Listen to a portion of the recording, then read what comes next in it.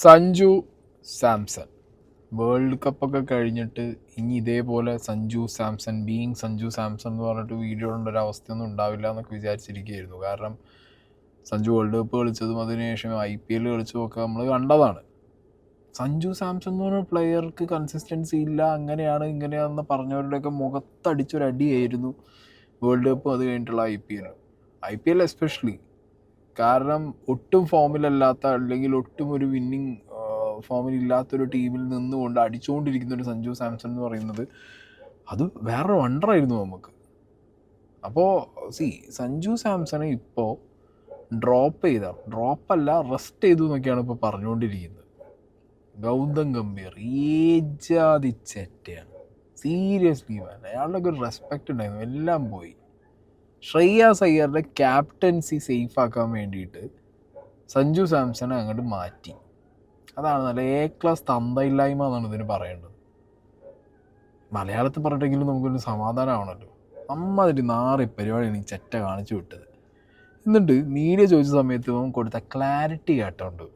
पहली बात तो ये है कि जो क्लैरिटी संजू सैमसन को मिलनी चाहिए थी वो मेरी तरफ से मिल चुकी है, और वो कॉन्वर्सेशन सिर्फ एक हेड कोच और एक प्लेयर के बीच में, वो कॉन्वर्सेशन हम बाहर तो बताएंगे नहीं कि क्या कॉन्वर्सेशन है वो.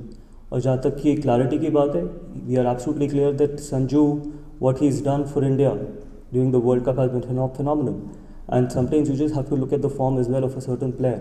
और ऐसा कुछ नहीं है कि there is any hard and fast rule that he cannot make a comeback in this series. And more importantly, we ultimately international cricket is about results. So whatever we feel is the best combination to give us the results, we play that combination, we play that playing 11, and that is what I've always been a big believer, that everyone needs to earn their place. Everyone needs to earn the right to play for India. കഴിഞ്ഞ 3 കളി വെച്ചിട്ടാണ് സഞ്ജു സാംസണെ എഴുതി തള്ളിയിട്ടുള്ളത്. ഇതേ 3 കളിയാണ് Sanju Samson world cup അടിച്ചത്. ഇതുപോലൊരു 3 കളി എന്ന് പറയുന്നത് T20 എഴുതി തള്ളാൻ മാത്രമുള്ള ഒരു പാരാമീറ്ററാണെന്ന് എനിക്ക് പേഴ്സണലി തോന്നുന്നില്ല ഗൈസ്. പിന്നെ കൺസിസ്റ്റൻസി ഇൻ T20, ഇപ്പോൾ ക്രിക്കറ്റ് കളിക്കുന്നവർക്ക്, എസ്പെഷ്യലി T20 ഫോർമാറ്റ് കളിക്കുന്നവർക്ക് അറിയാം. ടോപ്പ് ഓർഡറിലൊക്കെ എന്ന് പറഞ്ഞു കഴിഞ്ഞാൽ കൺസിസ്റ്റൻസി എന്ന് പറഞ്ഞ സാധനമൊന്നും അല്ല. അതൊരു സംഗതി, ഒരു സാക്രിഫൈസാണ് ശരിക്കും ടീമിന്. അടിക്കുന്ന ദിവസം അടിച്ചില്ലെങ്കിൽ ഇല്ല, കഴിഞ്ഞു. ട്രസ്റ്റ് വെക്കണം ഒരു പ്ലെയറിൻ്റെ മുകളിൽ. സഞ്ജു സാംസൻ്റെ മുകളിൽ ട്രസ്റ്റ് വെക്കാതിരിക്കാനുള്ള ഫാക്ടർ എന്താണ്? തിലക് വർമ്മ എന്തോ അലക്കിയാണ് കാണിച്ചുകൊണ്ടിരിക്കുന്നത്. വൈസ് ക്യാപ്റ്റനും ആക്കി തിരിച്ചെങ്ങനെ എന്താ ചെയ്യുന്നത്? അക്സർ പട്ടേൽ വരെ തിലക് വർമ്മേൻ്റെ മുകളിൽ കയറി കളിച്ചത്. അതെന്ത് സ്ട്രാറ്റജി? ബ്ലണ്ടർ എന്നാണ് അതിന് പറയേണ്ടത്, ബ്ലണ്ടർ. ഇത്രയും ടാലൻറ്റഡ് ആയിട്ടുള്ള ആൾക്കാരുള്ള ഇന്ത്യൻ ടീമിനെ വെച്ചിട്ട് മൂപ്പര് കളിച്ചുകൊണ്ടിരിക്കുന്നു. വേറെ അടുത്തുണ്ട് അജിത് അഗാർക്കർ. ഈ 2 ചങ്ങായിമാരുടെയും ഇപ്പോൾ കറൻ്റ്ലി ഉള്ള ഈ പോസ്റ്റിലൊക്കെ ഇവന്മാർ ഇരിക്കാൻ കാരണം, ഒരുത്തം കോച്ചായിട്ട് സെലക്ടറായിട്ട് ഇരിക്കാൻ കാരണം ഈ സഞ്ജു സാംസണാണ്. കാരണം എന്താ? വേൾഡ് കപ്പ് കിട്ടിയില്ല എന്നുണ്ടെങ്കിൽ 2ൻ്റെയും സ്ഥാനം തെറിച്ചു. ഗംഭീർ ഔട്ട്, അജിത് അഗാർക്കറും പുറത്ത്. 3 മാച്ചിൽ അടിച്ചില്ല, അയർലാൻഡിൽ അടിച്ചില്ല, ഇംഗ്ലണ്ടിൽ ഫസ്റ്റ് മാച്ച് അടിച്ചില്ല എന്ന് പറഞ്ഞിട്ട് IPL വണ്ടർകിഡിനെ കൊണ്ടുവന്ന് കളിപ്പിച്ച്. എന്നിട്ട് എന്താ ഉണ്ടായത്?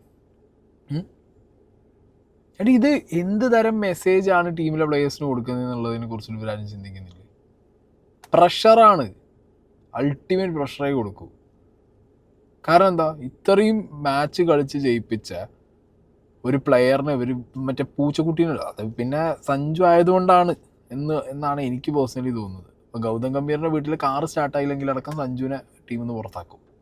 അതങ്ങനെയാണ്. അതേ പറഞ്ഞു, Sanju Samson is so hard. ഇയാളിപ്പോൾ എന്താ പറഞ്ഞു കേട്ടില്ലേ? ഒരു ഫോം ഔട്ടാണ്, ഒരു ഫോം ഔട്ട് എന്നുള്ള സാധനം തന്നെ എങ്ങനെ വന്നു? ഒന്നില്ലെങ്കിൽ ഇത് ഗൗതം ഗംഭീറിൻ്റെ ചീഞ്ഞ സ്ട്രാറ്റജി.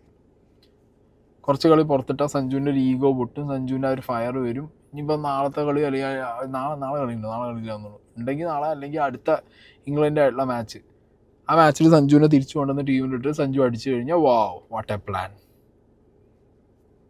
ചിലപ്പോൾ അങ്ങനെ ആയിരിക്കും. അങ്ങനെ ആവാനുള്ള സാധ്യതയൊന്നും ഞാൻ കാണുന്നില്ല. കാരണം എന്താ? സിംബാബ്വെ സീരീസിൽ ഇട്ടിട്ടില്ലല്ലോ, റെസ്റ്റ് ചെയ്തതല്ലേ. അപ്പോൾ ബാക്കിയുള്ളവർക്ക് റെസ്റ്റ് വേണ്ടി ആദ്യം മാറ്റുന്നത് ആ ശ്രേയസ് അയ്യറിനെയാണ്. ചെങ്ങൈനെ ആദ്യം ക്യാപ്റ്റൻസിയിൽ നിന്ന് എടുത്ത് തൂക്കി വിടണം. അതിന് നിങ്ങളൊന്ന് ആലോചിച്ച് നോക്കും. മാച്ച് കഴിഞ്ഞ് തോറ്റ് കഴിഞ്ഞ് ക്യാപ്റ്റന് വന്നിട്ട് ക്ലാരിഫിക്കേഷൻ കൊടുക്കാൻ പറ്റുന്നില്ല, ക്ലാരിറ്റി കൊടുക്കാൻ പറ്റുന്നില്ല, മീഡിയനെ അഡ്രസ്സ് ചെയ്യാൻ പറ്റുന്നില്ല. അവിടെയും ഗൗതം ഗംഭീറാവുന്നിരിക്കുന്നത്. എന്തെന്നാ ഇത്? ആൻഡ് ഇഷാൻ കിഷൻ നൈസായിട്ട് ഇടയിൽ കൂടി സ്കൂട്ടായി പോവാണ്. സീരിയസ്ലി 5 ഇന്നിങ്സിൽ ഇഷാൻ കിഷൻ എനിക്ക് തോന്നുന്നത് ആകെ 100 റൺ തേച്ചടിച്ചിട്ടുണ്ടോ ലാസ്റ്റ് 5 ഇന്നിങ്സ്. എനിക്ക് സംശയമാണ് ഇഷാൻ കിഷൻ്റെ ലാസ്റ്റ് 5 ഇന്നിങ്സ് അറിയുന്നവരാരെങ്കിലും എടുത്തു വെച്ച് നോക്കുന്നത്. ഇതിൻ്റെ കാൽക്കുലേഷനിൽ 5 ഇന്നിങ്സിൽ ചെങ്ങായി 100 റണ്ണേ താഴെ അടിച്ചിട്ടുള്ളൂ. പിന്നെ തിലക് വർമ്മ 100ന് മുകളിൽ അടിച്ചിട്ടുണ്ടാവും. 100 റൺ 5 ഇന്നിങ്സിന് 100ന് മുകളിൽ അടിച്ചിട്ടുണ്ടാവും. പക്ഷേ ഇഷാൻ കിഷൻ 5 ഇന്നിങ്സിന് 100ന് താഴെ അടിച്ചിട്ടുള്ളൂ. എനിക്ക് കൺഫേമാണ്. കാരണം ഞാൻ ആ ഫിഗേഴ്സ് കണ്ടു. ഒരു 49-46 എൻ്റെ ഓർമ്മയിലുള്ളൂ. ബാക്കിയൊക്കെ ഒറ്റ സംഖ്യയാണ്. എന്നാലും ടീമിലുണ്ട്. ഏതെങ്കിലും കഷ്ടം. ഇനി നമുക്കെന്താ പറയുക, ഇതിൽ അശ്വിൻ പറഞ്ഞ കുറച്ച് കാര്യങ്ങൾ നോക്കാണ്ട്. ஒரு காலத்துல அதாவது என்கிட்ட நிறைய பேர் சொல்லுவாங்க, அதாவது இந்த ஃபேக்ட் இஸ் என்னது middle of the series Australia சீரிஸ்ல கிளம்பி வந்துட்டீங்க அப்படின்வாங்க. அந்த பேட்டில் தெரியுமா உங்களுக்கு என்னன்னு? For a matter of 15-20 years when you are used to that battle, எவென்ச்சுவலா ஒரு நாள் இல்ல உங்களுக்கு அந்த பேட்டில் பண்ணணும்னு தோணாது. ஐ எம் டன், என்னால I don't want to battle once more அப்படின்னு தோணும் போது it is very difficult for the cricketer to jump back on track. நான் ஐ எம் ஒண்டரிங், இப்ப நான் வந்து சஞ்சுவா இருந்தேன்னா Sanju is probably in his early 30s. அப்படி இருக்கும்போது நெக்ஸ்ட் டைரக்ஷன் என்ன, நான் இந்த டீம்ல எப்படி ஒட்டச்சுன்னு வர போறேன், நாளைக்கு நான் நெட்ல பிராக்டிஸ் பண்ணும்போது என்னத்துக்கு பிராக்டிஸ் பண்ணுவேன்? Do I want to come back as an opener ஆர் should I say நான் நம்பர் 3 விளையாடுறதுக்கு நான் தயார் பண்ணிக்கிறேன்னு சொல்லுவேனா, இல்ல நான் வந்து வேற மாதிரி நெக்ஸ்ட் கேம் சஞ்சுக்கே சான்ஸ் கொடுக்குறேங்கிற போது சஞ்சு வந்து 20 ball 50 அடிப்பானா 30 ball 50 அடிப்பானா? இதை நான் முன்னாடியே கேட்டிருக்கேன். ஆனா it is not about Sanju, it is not about Sanju. நான் வைபவ் சூரியவன்சி சஞ்சுவும் அபிஷேக்கும் கண்டினியூ பண்ணன்னு சொன்னது வைபவ் சூரியவன்சிக்கு எதிராக இல்ல. இப்பவும் சஞ்சுக்கு நான் சொல்றது எதுக்குன்னா, வைபவ் சூரியவன்சிக்கு எதிராக இல்ல. வைபவ் சூரியவன்சி விளாடுவான். He is going to be a great of the Indian cricket team.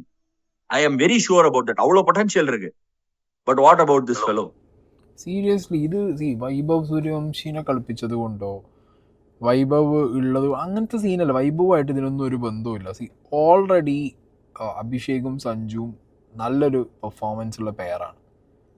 അതൊരു 1, 2, 3 ഇന്നിങ്സ് കൊണ്ട് എഴുതി തള്ളേണ്ട കാര്യമൊന്നുമില്ല. ശരിയാണ്, വൈഭവ് സൂര്യവംശി ഈസ് ദെയർ. പക്ഷെ സഞ്ജുവിനെ മാത്രം മാറ്റിക്കൊണ്ടുള്ള വൈഭവിനെ ടെസ്റ്റ് ചെയ്യുന്നത് എന്താണെന്നുള്ളതാണ് നമുക്കറിയാത്തത്. ഓക്കെ, ഇപ്പോൾ സഞ്ജുവിന് ഈ ഇംഗ്ലണ്ട് ടൂർ മൊത്തം ഇവരെന്ത് ചെയ്തു, ചാൻസ് കൊടുത്തു, എല്ലാം ഫ്ലോപ്പായി. ഇന്ന് അടുത്ത ടൂറിന് സഞ്ജുവിന് എടുത്തില്ല, അതിന് പകരം വൈഭവ് സൂര്യവംശിനെ ഇട്ടു, വൈഭവിനെ കളിപ്പിച്ചു. അതൊരു ഫെയർ സാധനമല്ലേ?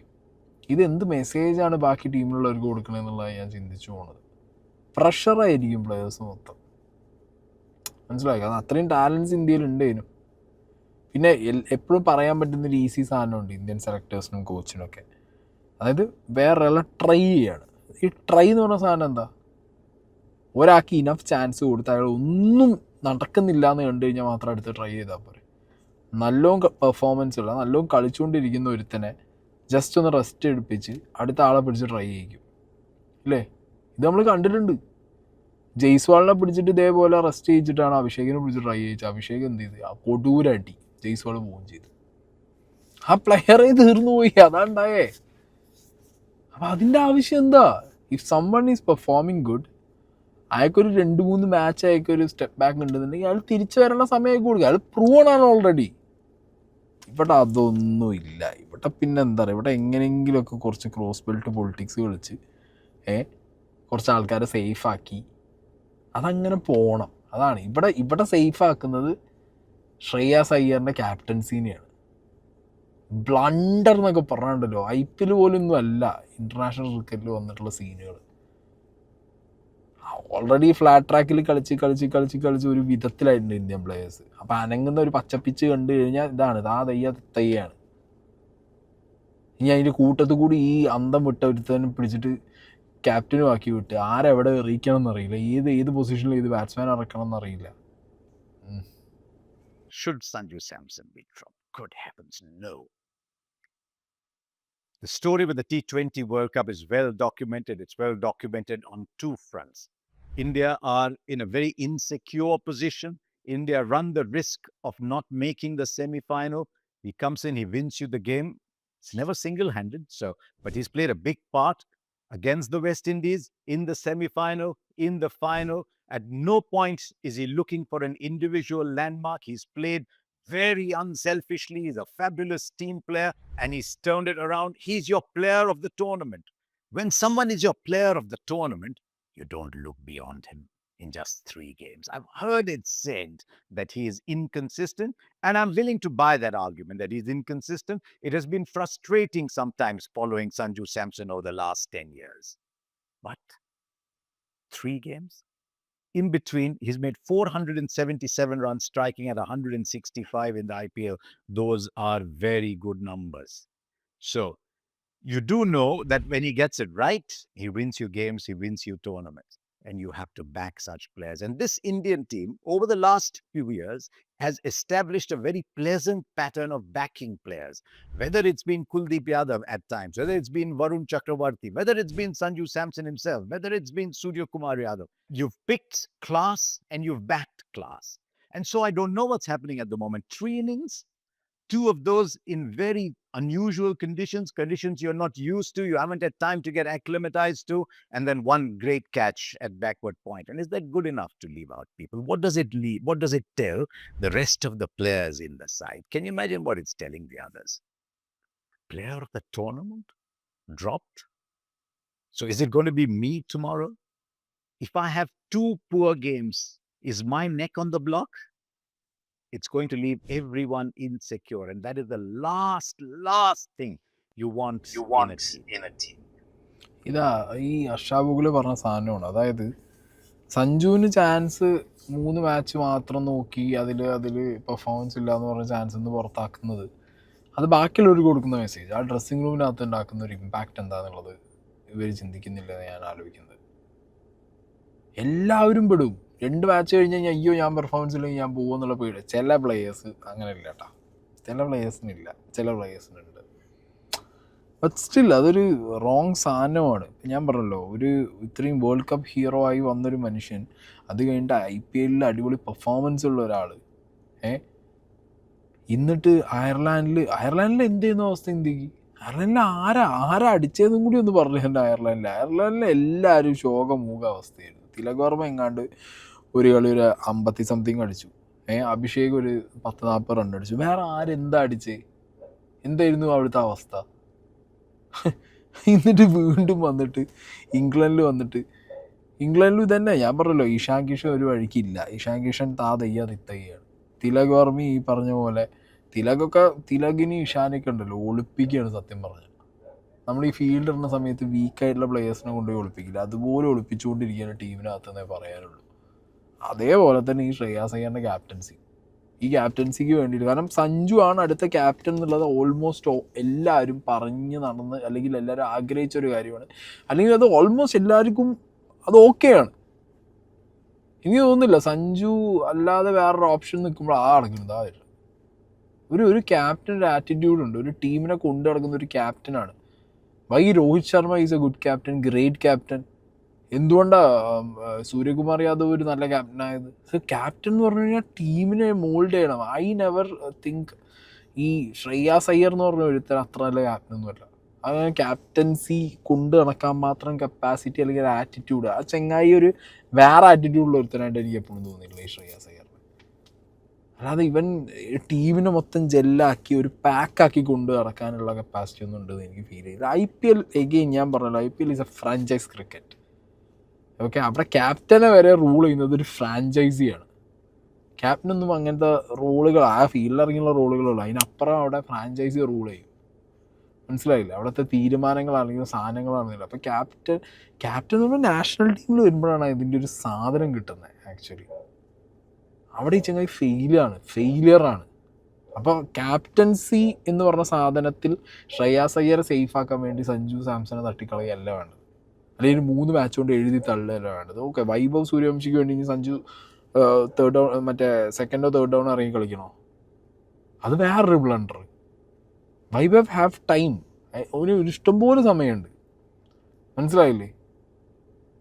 അപ്പോൾ സഞ്ജുവിനൊരു 3 മാച്ച് കൊണ്ട് എഴുതി തള്ളി, അതിന് ഇങ്ങനത്തെ ഒരു explanation, Sanju out of form ആയിട്ടുള്ളൊരു പ്ലെയറല്ലേ, എനിക്കൊരു ടീം കോമ്പിനേഷൻ ഉള്ളത് ജയിക്കാനുള്ളൊരു ടീം കോമ്പിനേഷൻ, അപ്പോൾ ജയിക്കാനുള്ള ടീം കോമ്പിനേഷനകത്ത് സഞ്ജു സാംസൺ ഇല്ലേ? എനിക്കറിയാൻ പാടില്ല ഈ ചെങ്ങായി ഇയാളുടെ മനസ്സിലിരിപ്പൊക്കെ എന്താണെന്നുള്ളത്, ഈ ഗൗതം ഗംഭീറിൻ്റെയൊക്കെ എന്ത് തരം പൊളിറ്റിക്സാണ് കളിച്ചുകൊണ്ടിരിക്കുന്നത് എന്നുള്ളത്. ലെറ്റ്സ് സീ, അടുത്ത മാച്ച് ഇറക്കുമോ കളിപ്പിക്കുമോ ഒന്നും അറിയാൻ പാടില്ല. Let's watch.